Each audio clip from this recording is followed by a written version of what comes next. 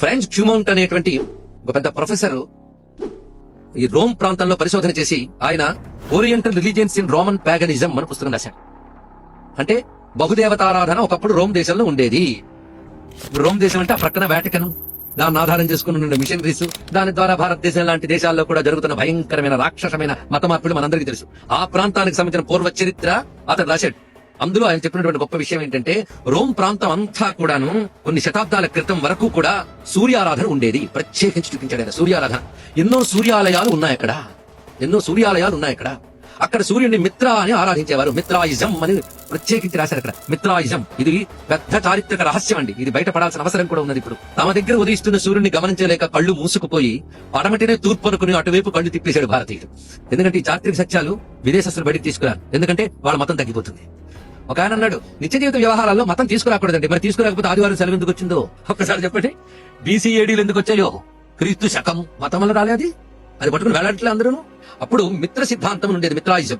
మిత్ర అనే పేరుతో సూర్యారాధన ప్రధానంగా జరిగేది. వారు ఆదివారం వస్తే చాలా నియమబద్ధంగా ఆ సూర్యారాధన మరింత గట్టిగా చేసేవారు. ఆదివారం వాళ్ళ జీవితంలో బాగా పేరుకుపోయింది. అంతేకాదు వాళ్ళు మిత్ర జయంతి అని చేసేవారు. మిత్ర జయంతి సరిగ్గా మనకు ఉత్తరాయణానికి సమీపంలో వచ్చే ధనుర్మాసం మనం ఏదైతే అంటామో అది వాళ్ళ మిత్ర జయంతి. ఇప్పుడు తేదీల ప్రకారం చూస్తే December 25 వాళ్ళ మిత్ర జయంతి చేసేవారు. ఇది చరిత్ర అండి. December 25 మిత్ర జయంతి చేసేవారు. ఆదివారం చాలా గట్టిగా పాటించేవారు. అప్పుడు ఆ రోమన్ సామ్రాజ్యంలో పాలించే వాళ్ళందరూ కూడా సూర్యారాధకులు. ఇటలీలో ఒక అద్భుతమైన ఒక ప్రాచీన శిల్పం బయటపడింది తవ్వకాల్లో. ఆ శిల్పంలో కనబడుతుంది ఒక రాజు తన సంతానంతో సహా సూర్య భగవానికి 2 చేతులు ఇలాగా అంజలి ముద్ర పెట్టి నమస్కరిస్తున్నటువంటి విగ్రహం ఉంది. ఏది రోమ్ ఎంపరర్ ఆ విధంగా నమస్కరిస్తున్నాడు. ఈ నమస్కార భంగిమ వైదికం. అంతేకాదు ఆ 3rd సెంచరీకి సంబంధించి ఎంపరర్ జూలియన్ అనేటువంటి ఆయన హిమ్న్ టు సన్ గాడ్ అని ఒక అద్భుతమైనటువంటి రచన కూడా బయటపడింది. ఇవన్నీ అలాంటిది ఏమైంది? ఆ మిత్రాయిజం ఏమైంది అంటే కొత్తగా వచ్చిన మతాన్ని వ్యాపింపజేయడం కోసం వాళ్ళు చాలా కష్టించి చేయగలిగిన పని ఏమిటంటే ఒక బలహీన క్షణంలో అక్కడ పాలకుని పట్టుకున్నారు. వాళ్ళు మార్చేస్తారు. వాళ్ళని మార్చి అక్కడి నుంచి క్రమంగా వాళ్ళ మతాన్ని చొచ్చుకుపోయేలా చేశారు. కానీ వాళ్ళకి నిజానికి వాళ్ళకు మతానికి సిద్ధాంతం లేదు, ధర్మం లేదండి. ఆ మతం పేరు మీద ఎంతమంది ఉన్నారో స్టాటిస్టిక్స్ కావాలి. అయితే ఇందుకు ఏం వాళ్ళు నిలబెట్టినట్టు? వాళ్ళు దాన్ని నిలబెట్టుకుంటున్నారా? లేదు. మనం మిగుల్చుతున్నారా? లేదు. అటుకు ఇటుకు కాకుండా భ్రష్టులు చేస్తున్నారు. ఇది గుర్తుపెట్టుకున్నారు.